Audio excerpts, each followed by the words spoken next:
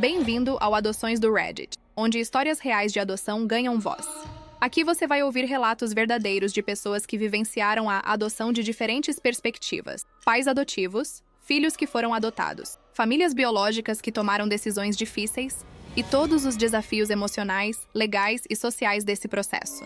Histórias de amor incondicional, de busca por identidade, de superação, de dor, de alegria e da realidade crua da adoção no Brasil. Esta é uma história real, compartilhada anonimamente no Reddit. Alguns detalhes foram alterados para proteger a identidade das pessoas envolvidas. Oi, gente, meu nome é Juliana, tenho 35 anos e moro em Curitiba. Há 1 ano e meio, minha irmã mais nova morreu num acidente de carro e deixou uma filha de 7 anos chamada Isabela. E como eu era a pessoa mais próxima da minha irmã, e a Isabela sempre teve uma ligação forte comigo, eu e meu marido decidimos adotar ela. O processo foi rápido, porque o pai dela, meu cunhado Diego, assinou a guarda para mim, sem questionar muito. Ele disse que não tinha condições emocionais nem financeiras de cuidar da menina sozinho. E na época eu achei estranho ele desistir tão fácil da própria filha. Mas eu estava tão focada em cuidar da Isabela e processar a morte da minha irmã que eu não questionei. Só aceitei e trouxe a menina para morar comigo. Mas 6 meses depois de ela estar morando aqui, eu estava arrumando as coisas da minha irmã que estavam guardadas em caixas no meu porão. E encontrei um envelope escondido no fundo de uma caixa de sapatos com cartas, fotos e um exame de DNA que provava que a Isabela não era filha do Diego. E aquilo explodiu na minha cara como uma bomba, porque significava que minha irmã tinha traído o marido, que a Isabela era filha de outro homem, e que o Diego provavelmente sabia disso, e por isso tinha largado a menina tão fácil. E desde então, eu estou vivendo um pesadelo tentando decidir se eu conto ou não para a Isabela a verdade, se eu procuro o pai biológico dela, se eu confronto o Diego, e ao mesmo tempo tentando lidar com a raiva que eu sinto da minha irmã por ter escondido isso, com a culpa por estar com raiva de alguém que morreu, e com o medo de que essa verdade destrua a Isabela. Vou contar desde o começo, porque, para entender onde eu estou agora, você precisa entender como tudo começou. Minha irmã Amanda era 4 anos mais nova que eu. A gente sempre foi muito próxima. Crescemos juntas numa família simples. Meu pai era motorista de ônibus. Minha mãe era diarista. A gente morava num apartamento pequeno de 2 quartos no bairro Boqueirão. E a gente dividia o quarto, dividia a roupa, dividia tudo. A Amanda era aquela irmã mais nova grudenta que queria fazer tudo que eu fazia, que me seguia pra todo lado, que pedia minha opinião pra tudo. E conforme a gente foi crescendo, a gente continuou próxima. Eu casei primeiro, com 23 anos, casei com o Rafael, que eu namorava desde os 18. A gente alugou uma casa pequena. E 2 anos depois, a Amanda conheceu o Diego numa festa de aniversário de uma amiga em comum. Ele era bonito, alto, moreno, trabalhava como mecânico. E ela se apaixonou rápido. Começaram a namorar. E 6 meses depois, ela apareceu lá em casa com a notícia de que estava grávida. Eu lembro que ela estava nervosa, com medo da reação dos nossos pais, porque ela tinha só 21 anos. Estava terminando a faculdade de pedagogia e não estava nos planos dela engravidar tão cedo. Mas ela disse que o Diego tinha ficado feliz, que ele queria casar, que ele ia assumir a responsabilidade e que ela tinha decidido ter o bebê. E eu apoiei ela. Óbvio. Eu fui junto nas consultas de pré-natal quando ela precisava. Eu ajudei a organizar o chá de bebê. Eu estava na maternidade quando a Isabela nasceu. E eu lembro de pegar aquele bebezinho no colo, pequenininho, com os olhinhos fechados, e sentir um amor gigante. Era minha sobrinha, meu primeiro contato real com um bebê da família. E eu prometi para mim mesma que ia ser a melhor tia do mundo. A Amanda e o Diego casaram quando a Isabela tinha 6 meses. Foi um casamento simples no civil, só a família próxima. E eles foram morar juntos num apartamento alugado pequeno. E nos primeiros anos parecia que estava tudo bem. O Diego trabalhava bastante. A Amanda terminou a faculdade e começou a dar aula numa escola municipal. E a Isabela ia crescendo, e eu continuava presente. Eu buscava ela na escola quando a Amanda precisava. Eu levava ela para dormir lá em casa nos finais de semana. Eu e o Rafael não tínhamos filhos. A gente tinha tentado por alguns anos, mas não conseguia. E a gente tinha desistido de tratamento porque era caro e desgastante. Então a Isabela meio que supria um pouco daquela vontade de ser mãe. Eu amava aquela menina como se fosse minha filha. E ela era grudada em mim, me chamava de Dinda, dormia abraçada comigo, pedia para eu pentear o cabelo dela, e a gente tinha uma conexão muito forte. Conforme a Isabela foi crescendo, eu comecei a notar que o casamento da Amanda e do Diego não estava bem. Eles brigavam muito. Eu ouvia quando eu estava lá visitando. Eram brigas sobre dinheiro, sobre ele chegar tarde em casa, sobre ele beber nos finais de semana, e a Amanda desabafava comigo. Dizia que estava cansada, que o Diego era ausente, que ela se sentia sozinha criando a Isabela, e eu tentava aconselhar. Dizia para ela ter paciência, que casamento era assim mesmo, que tinha altos e baixos. Mas eu via que ela estava infeliz. Ela tinha emagrecido, tinha olheiras, sorria menos, e eu me preocupava. Mas eu não imaginava que tinha algo além das brigas normais de casal.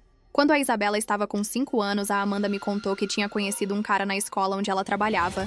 Ele era professor de educação física. O nome dele era Tiago, e ela disse que eles tinham ficado amigos, que conversavam bastante, que ele era atencioso e engraçado, e que ela estava se sentindo confusa porque estava sentindo coisas por ele. E eu dei bronca nela, eu disse que ela era casada, que ela tinha uma filha, que ela não podia fazer isso. E ela chorou, disse que sabia que se sentia horrível, mas que ela não estava feliz com o Diego, que ela não sabia o que fazer. E eu disse que ela precisava decidir. Ou ela terminava com o Diego e ia atrás do Tiago, ou ela esquecia o Tiago e investia no casamento. Mas que ficar em cima do muro ia destruir todo mundo. E ela prometeu que ia pensar, que ia tomar uma decisão. Algumas semanas depois ela me ligou chorando. Disse que tinha acontecido, que ela tinha ficado com o Tiago, que eles tinham transado, que ela tinha traído o Diego e que ela estava se sentindo a pior pessoa do mundo. E eu fiquei chocada. Eu fiquei brava com ela. Eu disse que ela tinha feito uma burrada, que ela tinha jogado tudo para o ar. E ela disse que sabia, que tinha sido um erro, que ela tinha terminado com o Tiago, que ela não ia ver ele mais, que ela ia tentar consertar o casamento. E eu disse que ela precisava contar para o Diego, que ele merecia saber, mas ela implorou para eu não falar nada. Disse que ia destruir a família, que ia destruir a Isabela. E eu cedi. Eu prometi que não ia falar nada, mas eu deixei claro que eu não concordava, que eu achava que ela estava errada. Os meses seguintes foram estranhos. A Amanda ficou distante. A gente conversava menos. Ela evitava me olhar nos olhos, e eu sentia que ela estava carregando um peso, mas eu não insistia. Eu respeitava o espaço dela, e a vida foi seguindo. A Isabela continuava crescendo, continuava vindo lá em casa, e eu continuava sendo a tia presente. E o casamento da Amanda e do Diego continuava ruim. Eles continuavam brigando, mas continuavam juntos. E eu achava que aquele erro tinha ficado no passado, que ela tinha superado, que eles iam conseguir seguir em frente. Quando a Isabela fez 7 anos, num sábado de manhã de agosto do ano passado, eu recebi uma ligação da polícia. Era um policial dizendo que tinha acontecido um acidente na BR-277, que minha irmã Amanda estava envolvida, que o carro tinha capotado e que eu precisava ir para o hospital imediatamente. E eu senti minhas pernas fraquejarem. Eu gritei para o Rafael, a gente entrou no carro e foi para o hospital, e quando a gente chegou lá, o médico nos levou para uma sala reservada. E eu já sabia pelo jeito que ele olhou para mim. E ele disse que tinha feito tudo o que podia, mas que os ferimentos eram muito graves, que ela tinha batido a cabeça, que tinha tido hemorragia interna, e que ela não tinha resistido, ela tinha morrido, minha irmã tinha morrido. E eu desabei, eu caí no chão, eu gritei, eu chorei, e o Rafael me segurou, e eu não conseguia processar, não conseguia acreditar. Ela tinha 31 anos, ela era nova, ela era saudável. Como assim ela tinha morrido? Não fazia sentido. A Isabela estava na casa da avó paterna no dia do acidente. O Diego tinha deixado ela lá porque ele ia trabalhar, e a Amanda ia resolver umas coisas. E quando eu fui buscar a Isabela para contar para ela, eu olhei para aquela menina de 7 anos brincando no quintal sem saber que a mãe dela tinha morrido, e eu não sabia como falar, como destruir a vida dela com aquela notícia.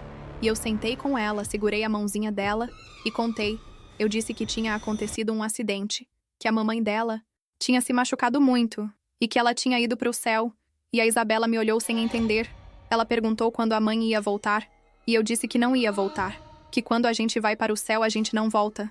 E ela começou a chorar, um choro desesperado, gritando que queria a mãe, e eu abracei ela, e chorei junto, e prometi que eu ia cuidar dela, que ela não ia ficar sozinha. O enterro foi horrível, foi o pior dia da minha vida. Ver o caixão da minha irmã sendo enterrado, ouvir minha mãe chorando, ver meu pai destruído, ver a Isabela perdida sem entender direito o que estava acontecendo, e ver o Diego. E o Diego estava estranho. Ele estava triste, óbvio, mas ele estava distante. Ele mal olhava para a Isabela. Ele mal falava com a gente, e eu achei estranho, mas eu estava tão mergulhada na minha própria dor que eu não dei muita atenção. Alguns dias depois do enterro, eu chamei o Diego para conversar. Eu disse que a gente precisava decidir o que ia acontecer com a Isabela. que ela precisava de estabilidade, de cuidado. E ele disse que ele não tinha condições, que ele trabalhava o dia inteiro, que não tinha ninguém para ajudar, que a mãe dele era doente e não podia cuidar de criança, e que ele achava melhor a Isabela ficar comigo. E eu fiquei chocada. Eu disse que ela era a filha dele, que ele era o pai, que ele não podia simplesmente desistir dela. E ele disse que não era desistir, que era pensar no melhor para ela, que comigo ela ia ter uma vida melhor, mais estável, e que ele ia continuar vendo ela, ia visitar, mas que a guarda era melhor ficar comigo. E eu olhei para ele tentando entender, tentando ver se ele estava falando sério, e ele realmente estava abrindo mão da filha, e uma parte de mim ficou brava, mas outra parte ficou aliviada, porque eu amava a Isabela, eu queria cuidar dela, e se ele estava oferecendo a guarda, eu ia aceitar. A gente foi num advogado, fez os papéis, ele assinou a guarda pra mim, e a Isabela veio morar comigo e com o Rafael. A gente transformou o quarto de hóspedes no quarto dela, a gente comprou cama nova, pintou a parede de rosa, que era a cor favorita dela, comprou brinquedo, roupa, e a gente tentou fazer aquilo virar um lar pra ela. Mas ela estava destruída, ela chorava toda noite pedindo a mãe, ela tinha pesadelo, ela não queria comer, não queria brincar, e eu não sabia como ajudar. Eu coloquei ela numa psicóloga infantil. E aos poucos ela foi melhorando, foi aceitando a nova realidade, foi se adaptando. E 6 meses depois ela já estava mais estável. Ainda tinha dias difíceis, ainda chorava pela mãe, mas ela estava conseguindo viver. Estava voltando a sorrir, a brincar, a ser criança. Foi nessa época, 6 meses depois da Amanda ter morrido, que eu decidi arrumar as coisas dela que estavam guardadas em caixas no porão da minha casa. Eram roupas, livros, fotos, documentos, coisas que eu tinha pego do apartamento dela antes de devolver para o proprietário. E eu tinha guardado tudo sem olhar porque era doloroso demais. Mas eu sabia que uma hora eu ia precisar fazer aquilo. Então, num sábado de tarde, enquanto a Isabela estava na casa de uma amiguinha e o Rafael tinha saído para jogar futebol, eu desci para o porão, abri as caixas e comecei a separar. Tinha muita roupa. Eu separei algumas peças que eu queria guardar para a Isabela quando ela crescesse. O resto eu ia doar. Tinha livros, cadernos da faculdade, fotos antigas. E no fundo de uma caixa que estava cheia de sapatos, embaixo de um par de botas, eu vi um envelope pardo, daqueles envelopes grandes de documento. E eu peguei, abri, e dentro tinha cartas, fotos, e um papel que parecia oficial. Eu tirei o papel, olhei, e era um exame de DNA. Eu li o nome, estava escrito Isabela Silva Santos, que era o nome completo da minha sobrinha. E embaixo tinha 2 nomes, Diego Ferreira Santos, que era meu cunhado, e o resultado dizia exclusão de paternidade, probabilidade de paternidade 0%. E eu li aquilo de novo, e de novo, sem conseguir processar. Aquilo era um exame de DNA que provava que o Diego não era pai da Isabela. E eu fiquei paralisada, sentada no chão do porão, segurando aquele papel, tentando entender. Eu peguei as cartas que estavam no envelope. Eram cartas escritas à mão. A letra era da Amanda. Eu reconheci. E eu comecei a ler. Eram cartas para alguém chamado Tiago. E eu lembrei. O Tiago era o professor que ela tinha ficado. E nas cartas, ela falava sobre o quanto ela amava ele. Sobre o quanto ela se arrependia de ter terminado. Sobre como ela não conseguia parar de pensar nele. E numa das cartas, datada de alguns meses depois daquela conversa que a gente tinha tido, ela escrevia que estava grávida, que tinha feito as contas e que o bebê provavelmente era dele, do Tiago e não do Diego, e que ela não sabia o que fazer, que ela estava apavorada e que ela tinha decidido não contar para ninguém, que ela ia fingir que era filho do Diego, que ela ia levar aquele segredo para o túmulo. E eu li aquilo e senti uma raiva gigante, uma raiva da minha irmã, porque ela tinha mentido. Ela tinha enganado o Diego durante anos. Ela tinha criado a Isabela numa mentira. E pior, ela tinha morrido e deixado aquela bomba para trás sem dar explicação para ninguém. Eu continuei fuçando no envelope, tinha fotos da Amanda com um cara que eu não conhecia, devia ser o Tiago. Eles estavam abraçados, sorrindo, e tinha uma foto da Isabela bebê, e atrás da foto estava escrito: ela tem seus olhos. E eu olhei para a foto, olhei para o rosto do Tiago, e realmente, a Isabela tinha os olhos dele, aquele tom de mel puxado para o verde, e eu nunca tinha reparado porque eu achava que ela tinha puxado alguém da família. Mas agora, vendo a foto do Tiago, a semelhança era clara, e eu percebi que o Diego provavelmente sabia. Ele devia ter desconfiado, devia ter feito o exame, e por isso ele tinha largado a Isabela tão fácil, porque ele sabia que ela não era filha dele. Eu subi do porão com o envelope na mão, sentei no sofá da sala e fiquei ali horas olhando para aqueles papéis, tentando decidir o que fazer. Eu podia fingir que não tinha visto, podia queimar tudo, podia enterrar aquele segredo de novo e deixar a Isabela viver sem saber. Ou eu podia ir atrás da verdade, podia procurar o Tiago, podia contar para a Isabela, podia confrontar o Diego, mas qualquer uma dessas opções ia mudar tudo. Ia abrir uma caixa de Pandora que não tinha como fechar de novo.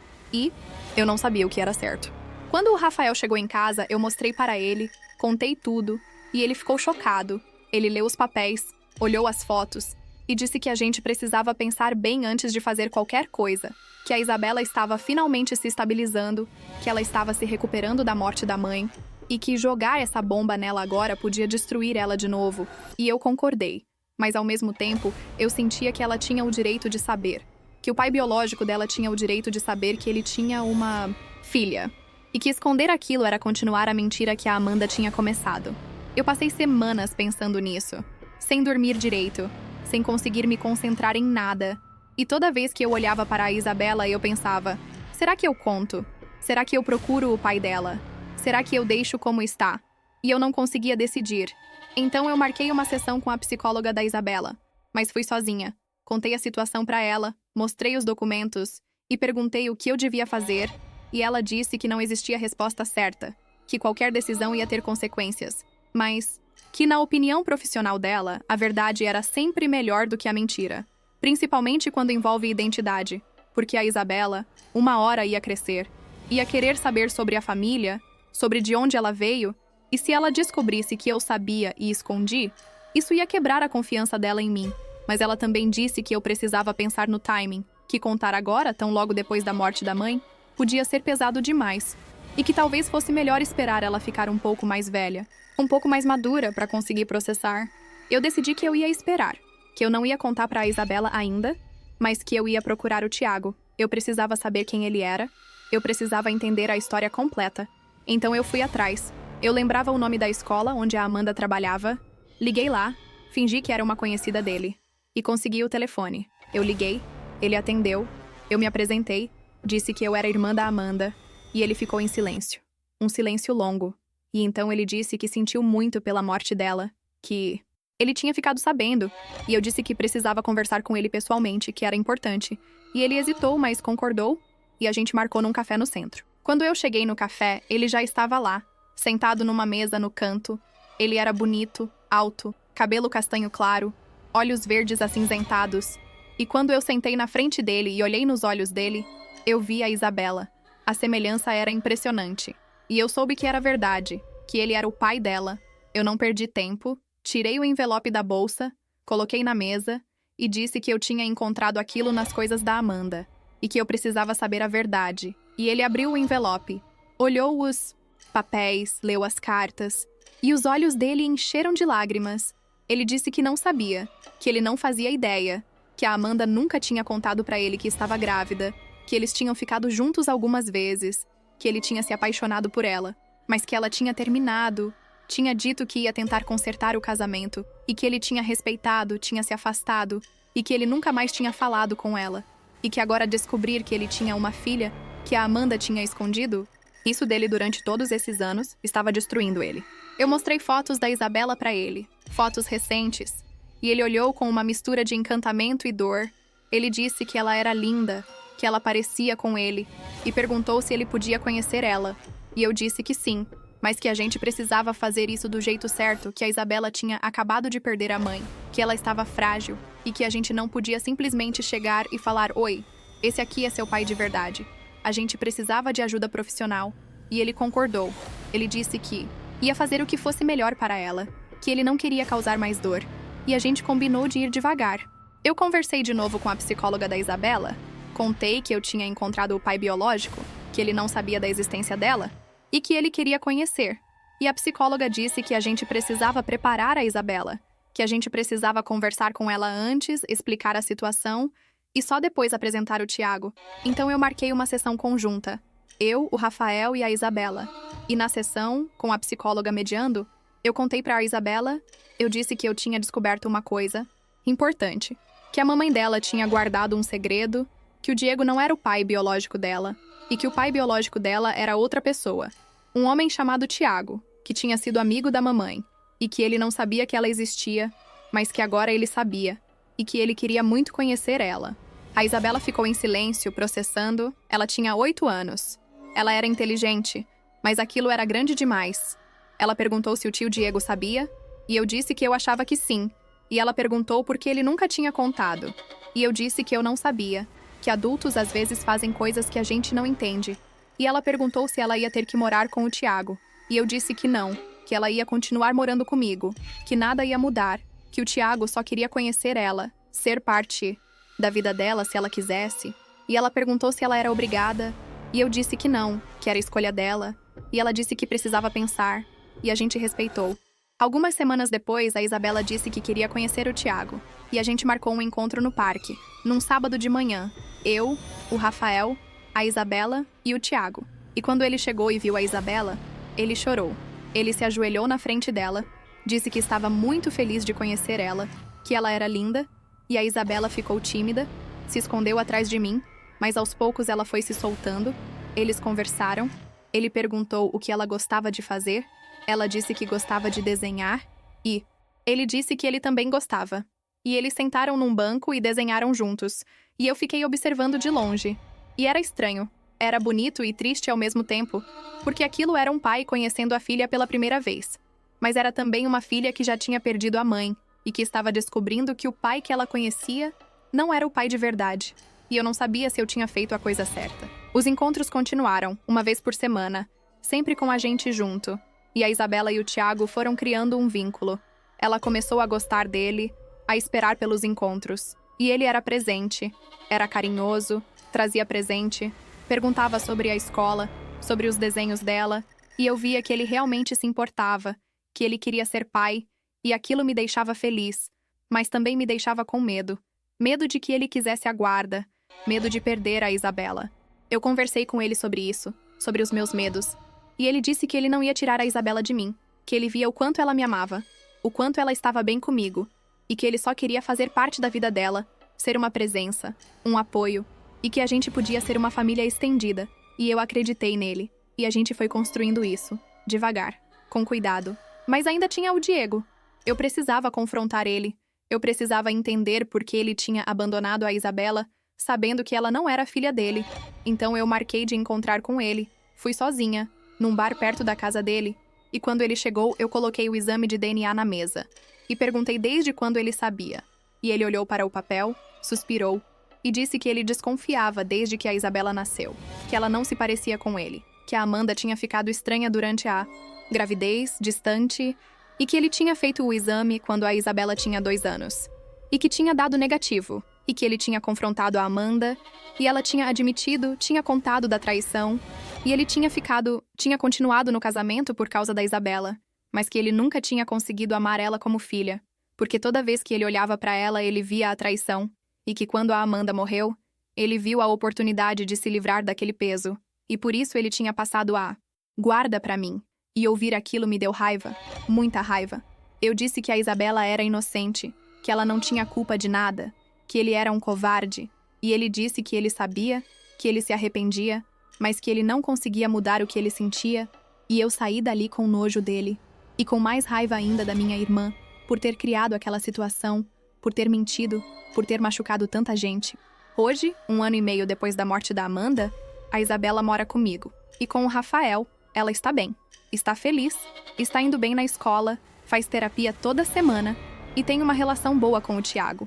Ele vem aqui em casa todo sábado, almoça com a gente, leva ela para passear e ela começou a chamar ele de pai Tiago. E aquilo é lindo de ver, mas também dói, porque eu penso em tudo que eles perderam. Nos 8 anos que eles poderiam ter tido juntos se a Amanda tivesse contado a verdade.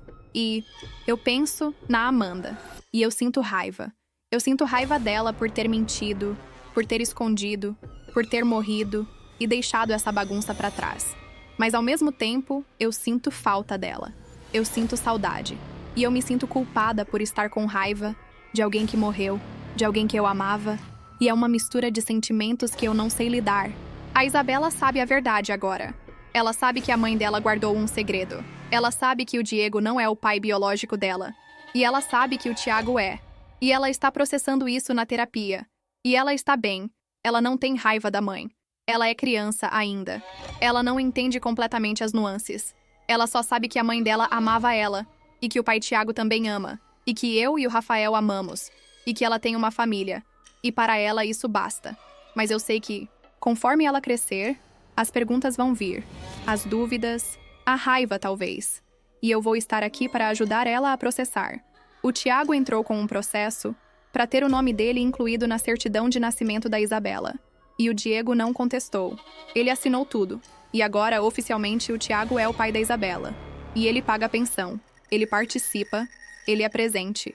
E eu vejo que ele realmente quer ser pai. E isso me deixa feliz por ela. Eu ainda tenho as cartas da Amanda guardadas. Eu não sei se um dia eu vou mostrar para a Isabela, se ela vai querer ler, se vai ser bom ou ruim para ela. Mas eu guardei, porque é parte da história dela. É parte da verdade. E eu acho que ela tem o direito de decidir se quer conhecer ou não. Se eu pudesse dar um conselho para alguém que está numa situação parecida, eu diria que não existe manual, não existe resposta certa. Cada caso é um caso. Mas o que eu aprendi é que criança merece a verdade. Adaptada para a idade dela, mas merece. Porque segredo pesa e um dia explode. Procure ajuda profissional, psicólogo, terapeuta, porque você não consegue lidar com isso sozinha. A criança não consegue processar sozinha e todo mundo precisa de suporte. Não tenha medo de sentir raiva, de sentir tristeza, de sentir culpa. Todos esses sentimentos são válidos e fazem parte do luto e do processo. E, principalmente, ame a criança, proteja ela, cuide dela. Porque, no final das contas, ela é a única inocente nessa história toda. Ela não pediu para nascer, não pediu para ser fruto de uma traição, não pediu para perder a mãe, não pediu para descobrir que o pai não era o pai. Então, ela merece todo o amor, todo o cuidado, toda a proteção que você puder dar. Eu não sei se eu fiz tudo certo. Eu tenho certeza que eu errei em várias coisas. Mas eu fiz o melhor que eu pude com as informações e os recursos que eu tinha. E eu vou continuar fazendo. Vou continuar cuidando da Isabela, amando ela, protegendo ela e ajudando ela a construir a identidade dela com todas as peças do quebra-cabeça. Mesmo as peças que doem. Mesmo as peças que a Amanda tentou esconder. Porque ela merece conhecer a história completa. Ela merece saber de onde ela veio, quem é o pai dela. E ela merece crescer sabendo que ela é amada, que ela tem uma família, que ela tem um lugar no mundo e que nada do que aconteceu foi culpa dela. E no final das contas, família não é só sangue. Família é quem fica, quem cuida, quem ama. E eu vou ficar, eu vou cuidar, eu vou amar a Isabela até o fim, porque ela é minha filha do coração. E isso ninguém tira de mim.